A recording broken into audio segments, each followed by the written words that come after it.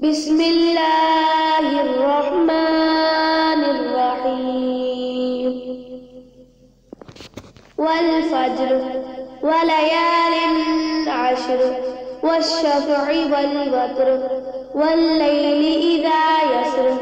هل في ذلك قسم لذي حجر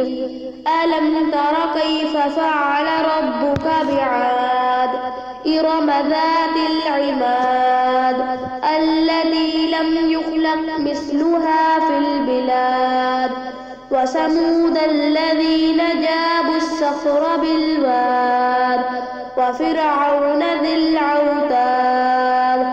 الذين طغوا في البلاد فأكثروا فيها الفساد فصب عليهم ربك سوط عذاب إن ربك لبالمرصاد فأما الإنسان إذا ما ابتلاه ربه فأكرمه ونعمه فيقول ربي أكرمن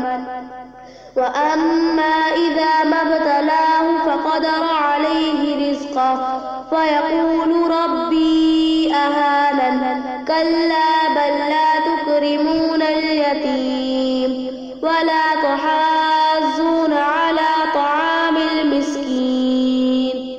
وتأكلون التراث أكلا لما وتحبون المال حبا جما كلا إذا دكت الأرض دكا دكا وجاء ربك والملك صفا صفا وجيء يومئذ